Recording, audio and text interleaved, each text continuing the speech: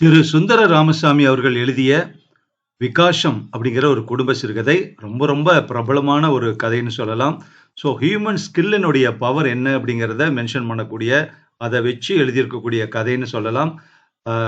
அவர் சுந்தர ராமசாமி அவர்கள் எழுதின கதைகள் எல்லாமே ரொம்ப பாப்புலர். எல்லா கதைகளுமே அவர் எழுதின நாவல்களாகட்டும் சிறுகதைகளாகட்டும் ரொம்ப குறிப்பிட்டு சொல்ற மாதிரி அவர் கதைகள் இருக்கும். ஏற்கனவே அவருடைய ஒரு கதை நம்ம சேனல்ல பதிவு பண்ணியிருக்கோம். அதனுடைய லிங்க் இந்த வீடியோ டிஸ்கிரிப்ஷனில் கொடுக்குறேன். நீங்க அந்த கதையும் கேளுங்க, இந்த கதையை கேட்டுக்கலாம். இப்போ ஸோ விகாஷம் அப்படிங்கிறது என்ன மீனிங்? கொஞ்சம் வித்தியாசமான வேர்டா இருக்கு இல்லையா? அதுக்கு வந்து பாத்தீங்கன்னா விரிதல், அதாவது விரிவடைதல், மலர்தல். ஒரு பூ மலர்ந்தா எப்படி இருக்கும்? மலருது இல்லையா? அந்த மொட்டு வந்து மலரக்கூடியது. பரிமாண வளர்ச்சின்னு சொல்லலாம். ஸோ இது மாதிரி வந்து நிறைய மீனிங் சொல்லுவாங்க. ஸோ இந்த கதையில எந்தனுடைய அடிப்படையில இப்படி தலைப்பு வச்சிருக்காங்கிறத நம்ம கேட்கலாம். அம்மா கட்டிலில் படுத்துக் கொண்டிருந்தாள். நான் கட்டிலை ஒட்டி கீழே படுத்துக் கொண்டிருந்தேன். பிந்தி எழுந்திருப்பதை நானும் அம்மாவும் வழக்கமாக்கிக் கொண்டிருந்தோம். நாங்கள் சிறிது போராடி பெற்றிருந்த உரிமை இது. சூரியோதயத்திற்கு முன் குளியலை முடித்துவிடும் தர்மத்தை யுகாந்திரங்களாக காப்பாற்றி வரும் குடும்பம். ஆனால் நாங்களோ நோயாளிகள். அம்மாவுக்கு ஆஸ்துமா, எனக்கு மூட்டு வலி. இரண்டுமே காலை உபாதைகள் கொண்டவை. குதிரை பிடரியை உதரும் மணிச்சத்தம் அப்போது கேட்டது. வண்டியை பூட்டியாயிற்று. அப்படி என்றால் அப்பா கடை சாவி கொத்தை எடுத்துக்கொண்டு விட்டார் என்று அர்த்தம். கடிகாரம் 8:30 நெருங்கிவிட்டது என்றும் அர்த்தம். இனி செருப்பு அணிதல். கிரீச் கிரீச் சத்தம். படி இறங்கியதும் குடையை படக்கென்று ஒரு தடவை திறந்து மூடல். குடையின் அன்றாட ஆரோக்கிய சோதனை அது. கதவு லேசாக திறந்தது. இடைவெளியில் பாய்ந்த சூரிய ஒளி கண்ணாடி குழாய் போல் உருப்பெற்று உயர்ந்தது. ஒளி தூணில் தூசி சுழல்கிறது. அப்பா, கண்ணா, ஒரு கண் பாதி விபூதி பூச்சு, சந்தன பொட்டு, அதற்கு மேல் குங்கும பொட்டு.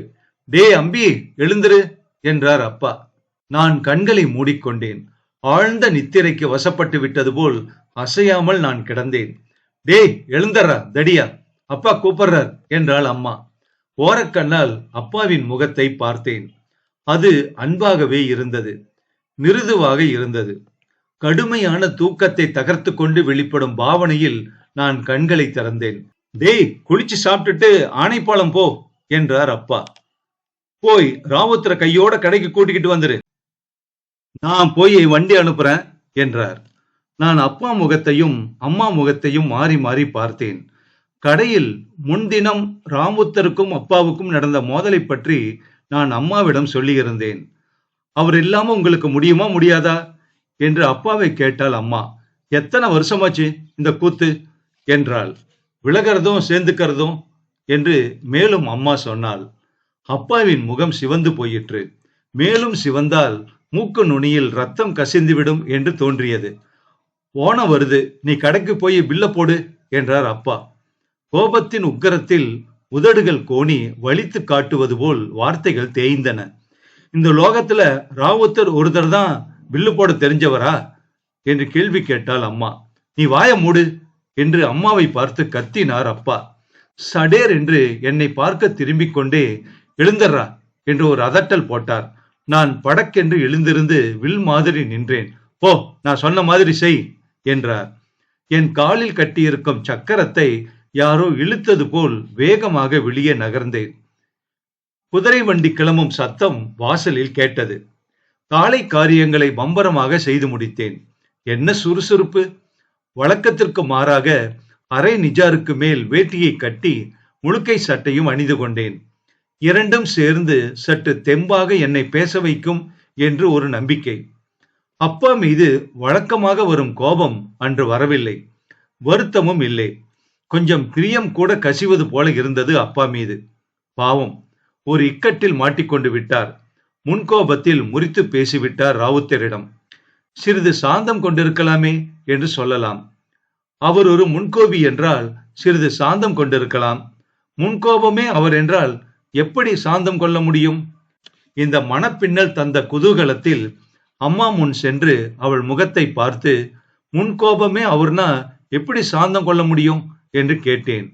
அம்மா சிரித்தாள். மறுகணம் சடக்கென்று முகத்தை கடுமையாக்கி கொண்டு, ரொம்ப லட்சணம்தான், புத்தியுள்ள புள்ளைனா ராவுத்தரை கூட்டிக்கிட்டு கடைக்கு போடா என்றாள் அம்மா. தன் நெஞ்சின் மீது வலது கையை வைத்துக்கொண்டு, அவர் என்ன பேசியிருந்தாலும் அதுக்காக நான் வருத்தப்படுறேன்னு சொல்லு என்றாள் அம்மா. நான் போய் குதிரை வண்டியில் ஏறிக்கொண்டேன். ஓணம் விற்பனையை ராவுத்தர் இல்லாமல் கடையில் சமாளிக்க முடியாது என்றுதான் எனக்கும் தோன்றியது. அவர் மாதிரி யாரால் கணக்கு போட முடியும்? மனக்கணக்கில் ஒரு மின்னல் பொறி அவர். அவரும் சரி, வரிசையாக 5 பேர் உட்கார்ந்து காகிதத்தில் கூட்டி கழிப்பதும் சரி. மனித மூளையா அது? அமானுஷ்யம். பில் போடும் பகுதியில் கூடி நிற்கும் வாடிக்கையாளர்கள் பார்த்து வியக்கும் அமானுஷ்யம். ஆச்சரியத்தில் விக்கித்து போய், மனுஷ ஜென்மம்தானா இது என்று பல பேர் வாய்விட்டு கேட்டிருக்கிறார்கள். காதால கேட்டே இப்படி கணக்கு போடுறாரே மனுஷன், கண்ணால பார்க்க முடிஞ்சா எப்படி போடுவாரோ என்றும் கேட்டிருக்கிறார்கள். இத்தனைக்கும் ஸ்கூல் படிப்பு 3ஆம் கிளாஸ். கடையை பெருக்கி பாய் விரித்து தண்ணீர் வைக்கும் கோமதியை விட வருஷ படிப்பு கம்மி. அன்று இதமாகத்தான் பேச்சு தொடங்கியது. கடனை இப்படி மேல ஏத்திண்டே போனா எப்படி ராவுத்தர்? தொகை ஏகமா ஏறி போச்சே என்று அவரை கேட்டார் அப்பா. தனக்கு வேண்டிய துணிகளை எல்லாம் பொறுக்கி தன் பக்கத்தில் குவித்து வைத்துக் கொண்டு விட்டு அதன் பின் கணக்கு கேட்பது, அதாவது கடன் கேட்பது அப்பாவுக்கு பிடிக்கவில்லை என்று தோன்றியது. என்ன செய்ய சொல்றீங்க ஐயா? வீடு முழுக்க பொட்டைக, மகனுக கூறில்ல, மாப்பிள்ளைக கூறில்ல, மக 4, மருமக 4, பேத்திங்க 8, பேரன்க 8. எத்தனாச்சு? ஆளுக்கு ஒன்று எடுத்தாலும் தொகை ஏறி போகுதே என்றார் ராவுத்தர். ராவுத்தரின் முகத்தை அப்பா கூர்ந்து பார்த்து கொண்டிருந்தார். இளக்காரம் கொஞ்சம் கூடி போச்சு, அதை மட்டுப்படுத்தி காட்டுறேன் இப்போ என்று அவர் தனக்குள் கருவிக்கொள்வது போல இருந்தது. போலப்பா, துணிக்கு பில்லு போட்டு கட்டி தந்துரு என்றார் ராவுத்தர். தான் சம்மதம் தருவதற்கு முன் அவரே எடுத்துக்கொண்டு விடுவதா? அப்பாவின் முகம் சிவந்து போயிற்று. இந்த தவா கடன் தர சந்தர்ப்பம் இல்ல ராவுத்தர் என்றார் அப்பா. குரலில் கடுமை ஏறி இருந்தது. அப்படின்னா நம்ம உறவு வேண்டாம்னு தானே ஐயா சொல்றீங்க? குட்டி, என்னை வீட்ல கொண்டு போய் சேர்த்துரு என்று சொல்லிக் கொண்டே எழுந்திருந்தார் ராவுத்தர். கோமதி ராவுத்தரின் வலது கையை தனது இடது தோளில் தூக்கி வைத்துக் கொண்டது. படி இறங்கிற்று. ராவுத்தரும் படி இறங்கினார். கடை சாத்தும் போது ஒவ்வொரு நாளும் வரேங்கய்யா என்று அப்பா இருக்கும் திசையை பார்த்து ராவுத்தர் கும்பிடு போடுவது வழக்கம். அன்று அவர் விடை பெற்றுக் கொள்ளவில்லை, அதாவது விடை பெற்றுக் கொண்டு விட்டார். கோமதியை கூட்டிக் கொண்டு ராவுத்தர் வீட்டுக்கு போகலாம் என்று நான் யோசித்தேன். அப்படி செய்தால் ராவுத்தர் மனதில் இருக்கும் வெக்கை சற்று தனியும் என்று எனக்கு தோன்றியது. ஆனால் கோமதி வீட்டில் இல்லை. ராவுத்தர் வரலன்னு சொல்லிட்டாரு, இப்பதான் போகுது கோமதி கடைக்கு என்றாள் அவள் தாயார். தோப்பை குறுக்காக தாண்டி சந்து வழியாக நுழைந்து ராவுத்தரின் வீட்டு முன்னால் போய் நின்றேன். அது ஓட்டி வீடு, தனிந்த கூரை, முன்முற்றத்தில் வலது பக்கம் கிணறு, காரை பூச்சி இல்லாத கைப்பிடி சுவர் இடிந்து கிடந்தது. சுவரிலும் கிணற்றை சுற்றி தளத்திலும் வெல்வெட்டு பாசி புசுபுசுவென்று. வீட்டின் முன் வெட்டுக்கல் படிகள், நிலையில் சாக்கு விரிப்பு தொங்கிக் கொண்டிருந்தது. அம்பி வந்திருக்கேன் என்றேன் நான் உரக்க. ஒரு சிறுமி வெளிப்பட்டாள். இரட்டையில் மற்றொன்று என்று தோன்றிய இன்னொரு சிறுமியும் அவள் பின்னால் வந்தாள். உள்ளே இருந்து யாருமா என்று ராவுத்தரின் குரல் கேட்டது. நான் தான் அம்பி என்றேன். வா வா என்றார் ராவுத்தர். உற்சாகத்தில் கொப்பளிக்கும் குரல். நான் படுதாவை தள்ளிக்கொண்டே உள்ளே போனேன். சாணி மெழுகிய தரையில் வஸ்தாத்து மாதிரி ராவுத்தர் சப்பனம் கட்டி உட்கார்ந்து கொண்டிருந்தார். இரு கரங்களும் அந்தரத்தில் உயர்ந்திருந்தன. வா வா என்று வாய் அரற்றிக்கொண்டே இருந்தது. நான் அவர் முன்னால் போய் முட்டு குத்தி நின்றேன். துளாவிய கரங்கள் என் மீது பட்டன. கண்கள் மலங்க மலங்க விழித்தன. என்றோ இழந்துவிட்ட ஜீவ ஒளியை மீண்டும் வரவழைக்க அவை துடிப்பது போல இருந்தது.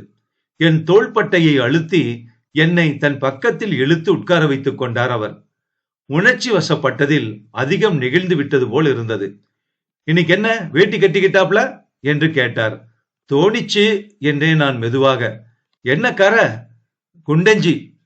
ஐயர் மாதிரியே, பார்க்கவும் ஐயர் மாதிரியே இருக்கேன்னு கடப்பையனுங்க சொல்லுவானுங்க. எனக்கு தான் கொடுத்து வைக்கல பார்க்க. இப்படி சொல்லிவிட்டு என் கன்னம், கழுத்து, நாடி, வாய், மூக்கு, கண், நெற்றி, காது எல்லாம் தடவி பார்த்தார். எல்லாம் கணக்கா வச்சிருக்க ஆண்டவன் என்று சொல்லிவிட்டு சிரித்தார். வந்த விஷயத்தை சொல்ல இதுதான் சந்தர்ப்பம் என்று எனக்கு தோன்றியது. ஆனால் கண்ணுக்கு தெரியாத ஒரு கை மென்னியை பிடித்துக் கொண்டிருக்கிறது. எனக்கு நாக்கு புரள மறுக்கிறது. அம்மா என்று பேச்சை தொடங்கினேன். ராவுத்தர் உடனே குறுக்கிட்டு, எப்படி இருக்கு அவங்களுக்கு உடம்பு இப்போ என்று கேட்டார். அப்படியேதான் என்றேன். நம்மகிட்ட தூதுவளை கண்டங்கத்திரி லேகியம் இருக்கு. இழுப்புக்கு அதுக்கு மேல மருந்து இல்ல. ஐயருக்கு புட்டி மேல இங்கிலீஷ்ல எழுதி இருக்கணும். நம்ம கிட்ட இங்கிலீஷ் இல்லப்பா, மருந்து தான் இருக்கு என்று சொல்லிவிட்டு பெரிதாக சிரித்தார். விஷயத்தை சொல்ல இதுவும் நல்ல தருணம்தான். அம்மா உங்களை கடைக்கு கூட்டிட்டு போக சொன்னா. அப்பா ஏதாவது முன்ன பின்ன பேசி இருந்தாலும் அதுக்காக அம்மா வருத்தப்படுறதா சொல்ல சொன்னா. தப்பா எடுத்துக்கப்படாதான், தட்டப்படாதுன்னு அம்மா சொன்னா என்றேன் படபடவென்று. ராவுத்தரின் முகம் பரவசத்தில் மலர்ந்தது. இரு கரங்களையும் மேலே உயர்த்தி, தாயே நீ பெரிய மனுஷி என்று கூவினார். எழுந்திரு, இப்பவே போறான் கடைக்கு என்றார். அந்த வருடம் ஓணம் விற்பனை நன்றாக இருந்தது. படு உற்சாகமாக இருந்தார் ராவுத்தர். தன்னை சுற்றி முண்டி மோதும் கடைப்பையன்களை எப்போதும் போல் அனாயாசமாக சமாளித்தார். அபிமன்யு தன்னந்தனியாக போரிட்டது போல இருந்தது அது. துணியின் அளவும் விலையும் காதில் விழுந்த மறுகணம் விடை சொல்கிறது வாய். என்ன பொறி மூளைக்குள் இருந்ததோ அந்த தெய்வத்துக்குத்தான் அது வெளிச்சம். விடை சொல்ல ஒரு கணம் கூட தேவையில்லாத அந்த பொறி என்ன பொரியோ 16 ஐட்டங்களுக்கு பெருக்கி வரிசையாக விடை சொல்லிவிட்டு, ஐட்டம் 16 கூட்டுத்தொகை ரூ. 1414 பைசா 25 என்று கூறும் அந்த பொறியை மனித மூளை என்று எப்படி சொல்ல முடியும்? அவ்வளவும் கரும்பலகையில் எழுதி போட்டிருந்தால் கூட பார்த்து கூட்ட எனக்கு அரை மணி நேரம் பிடிக்கும். இங்கோ விடை மின்னல் அடிக்கிறது. ஒரு பிசகு விழுந்ததில்லை அன்று வரையிலும். அம்மா சொல்லி இருந்தால் அப்படி. முன்னெல்லாம் அப்பா இரவில் கண் விழித்து ராவுத்தரின் விடைகளை சரிபார்ப்பாராம். துள்ளல் கொஞ்சம் கூடி போச்சு அந்த மனுஷனுக்கு, 2 தப்ப கண்டுபிடிச்சு ஒரு தட்டு தட்டி வைக்கணும் என்பாராம் அப்பா. ஆனால் இரவில் கண் விழித்ததுதான் மிச்சம். ஒரு தவறை கூட கண்டுபிடிக்க முடியவில்லை அப்பாவால். ஒரு நாள் ஒரு ஒற்றை காளை வண்டி கடை முன்னால் வந்து நின்றது. முன்னும் பின்னும் வெள்ளைப்படுதா போட்டு மூடி கட்டிய வண்டி. வண்டிக்குள் இருந்து ஓவென்று பெண்களின் ஓலம், குஞ்சு குழுவான்களின் கத்தல்கள். நம்ம வீட்டு பொட்டப்பட்டால் எல்லாம் வந்திருக்கு என்றார் ராவுத்தர். ராவுத்தரின் வீடு ஏலத்திற்கு வந்து விட்டதாம். சாமான்களை தூக்கி வெளியே வீசுகிறானாம் அமீனா. எனக்கு என்ன செய்யணும்னே தெரியல ஆண்டவா என்று கதறினார் ராவுத்தர். குழந்தை மாதிரி அழத் தொடங்கி விட்டார் அவர். அப்படி அவர் அழுது கொண்டிருந்த போது கடை சிப்பந்தி கோலப்பன் பில்லுடன் வந்து 13.45 ரூபா 45 மீட்டர் 70 சென்டிமீட்டர் என்றான். அழுகையை உடனே நிறுத்திவிட்டு, எழுதிக்கோ 614 ரூபா 66 பைசா என்றார் ராவுத்தர். இப்படி சொல்லிவிட்டு அப்பா இருந்த கல்லாப்பெட்டி பக்கம் திரும்பி, ஐயா வட்டியும் முதலுமா 5000 ரூபாய்க்கு மேல கோர்ட்டுல கட்டணுமே, நான் எங்க போவேன் பணத்துக்கு என்று கதறினார். ராவுத்தரும் அப்பாவும் குதிரை வண்டியில் வக்கீலை பார்க்க சென்றார்கள். அடுத்த நாள் ராவுத்தர் கடைக்கு வரவில்லை. செட்டியார் ஜவுளி கடையில் அவர் பில் சொல்லிக் கொண்டிருப்பதை தன் கண்ணால் கண்டதாக கோலப்பன் அப்பாவிடம் சொன்னான். என்ன அநியாயம், இப்பத்தானே அவருக்காக கோர்ட்டுல பணத்தை கட்டிட்டு வரேன், காலை வார் விட்டுட்டாரே நன்று கெட்ட மனுஷன் என்று கத்தினார் அப்பா. கடை கோலப்பனுக்கு மிதமிஞ்சி கோபம் வந்து விட்டது. கணக்கு போட தெரியுமே தவிர அறிவு கெட்ட ஜன்மம் இல்லது என்றான். இதோ போய் தரதரன்னு இழுத்துக்கிட்டு வரேன் என்று சைக்கிளில் ஏறி சென்றான். அப்பா சோர்ந்து தரையில் உட்கார்ந்து விட்டார். அவர் வாய் புலம்ப தொடங்கிவிட்டது. ரொம்ப பொல்லாதது இந்த லோகம் என்றார் அப்பா. பெத்த தாயை நம்ப முடியாது இந்த காலத்துல என்றும் சொன்னார். சிறிது நேரத்தில் கோலப்பன் திரும்பி வந்தான். சைக்கிள் கேரியரில் உட்கார்ந்து கொண்டிருந்தார் ராவுத்தர். ராவுத்தரை கல்லா முன்னால் கொண்டு வந்து நிறுத்தினான் கோலப்பன். புத்தி கொஞ்சம் மோசம் போயிட்டேங்கய்யா என்றார் ராவுத்தர், இரு கைகளையும் கூப்பியபடியே. உம்மா கொட்ட அடங்குற காலம் வரும் என்று அப்பாவும் கத்தினார். ஐயோ அப்படி சொல்லாதீங்க ஐயா, வேலைக்கு வா, நான் பணம் கட்டுறேன்னு சொன்னாரு செட்டியாரு. புத்தி மோசம் போயிட்டேங்க ஐயா என்றார் மீண்டும் ராவுத்தர். உம்மை கொட்டம் அடங்குற காலம் வரும் என்று மீண்டும் சொன்னார் அப்பா. ஆச்சரியம்தான். அப்பாவின் வாக்கு பலித்தது போல ஒரு காரியம் நடந்தது. அந்த தடவை கொள்முதலுக்கு பம்பாய் போய்விட்டு வந்திருந்த அப்பா ஒரு சிறு மெஷினை அம்மாவிடம் காட்டினார். இது கணக்கு போடும் என்றார். என்ன மிஷினா? அம்மா கேட்டார். ஆமா போடும் என்றார் அப்பா. அம்மா ஒரு கணக்கு சொன்னாள். அப்பா பித்தான்களை அழுத்தினார். மிஷின் விடை சொல்லியது. நான் காகிதத்தை எடுத்து பெருக்கி பார்த்தேன். விட சரிதாம்மா என்று கத்தினேன். ராவுத்தர் மூளைய மிஷினா பண்ணிட்டானா என்று கேட்டாள் அம்மா. நான் அன்று பூராவும் அதை வைத்து அலைந்து கொண்டே இருந்தேன். இரவு தூங்கும்போது கூட பக்கத்தில் வைத்துக் கொண்டு தூங்கினேன். மிக கஷ்டமான கணக்குகளை எல்லாம் அதற்கு போட்டேன். ஒவ்வொன்றுக்கும் விடை சரியாக சொல்லியது அது. கோமதி சொன்னது நினைவுக்கு வந்தது. தாத்தா எப்படி நிமிட்ல போடுறாங்க கணக்க என்று கேட்டதாம் கோமதி. மூளையில 3 நரம்பு அதிகப்படியா இருக்கு என்றாராம் ராவுத்தர். அந்த அதிகப்படியான நரம்புகள் எப்படி இந்த மிஷினுக்குள் வந்தன? ஆச்சரியத்தை என்னால் தாங்கிக் கொள்ள முடியவில்லை. கோமதியிடம் கொண்டு போய் காட்டினேன். கோமதியும் மாறி மாறி கணக்கு போட்டு பார்த்தது. எனக்கும் சரியா வருதே என்றது கோமதி. தாத்தாவை விட இது பொல்லாதது என்றது. ஒரு நாள் மாலை ராவுத்தர் விடை சொல்லிக் கொண்டிருந்த நேரம். கோமதி பாவாடையின் மீது கால்குலேட்டரை வைத்து விடைகளை சரிபார்த்து கொண்டிருந்தது. தன்னை அறியாமல் ஒரு தடவை சரிதான் தாத்தா என்றது. நீயா சொல்றது சரின்னு என்று கேட்டார் ராவுத்தர். கணக்கு போட்டுதான் சொல்றேன் தாத்தா என்றது கோமதி. இப்ப போடுறேன் சொல்லு என்று ராவுத்தர் ஒரு கணக்கு போட்டார். கோமதி விடை சொல்லியது. இன்னொரு கணக்கு, அதற்கும் விடை சொல்லியது. வெளிரி போய்விட்டது ராவுத்தர் முகம். ஆண்டவனே, இந்த மூட ஜென்மத்துக்கு ஒரு சூட்சுமமும் விளங்கலியே என்று கதறினார் ராவுத்தர். கணக்கு நான் போடல தாத்தா, இந்த மிஷினு போடுது என்றது கோமதி. கால்குலேட்டரை தாத்தாவின் கையில் திணித்தது கோமதி. கால்குலேட்டரை வாங்கிய தாத்தாவின் கை நடுங்கிற்று. விரல்கள் பதறின. அதை முன்னும் பின்னும் தடவி பார்த்தார். இதா கணக்கு போடுது என்று திரும்ப திரும்ப கேட்டார். ஆமா என்றது கோமதி. நீயே வச்சுக்கோ இத என்று அதை திருப்பி கொடுத்தார். அதன் பின் அன்று ராவுத்தரால் பேச முடியவில்லை. அவருக்கு வாயை கெட்டிவிட்டது. உடல் அசைவு கூட இல்லை. ஸ்தம்பித்து போய் சுவரில் சாய்ந்து கொண்டிருந்தார். அன்று நானும் கோமதியும் தான் மாறி மாறி பில் போட்டோம்.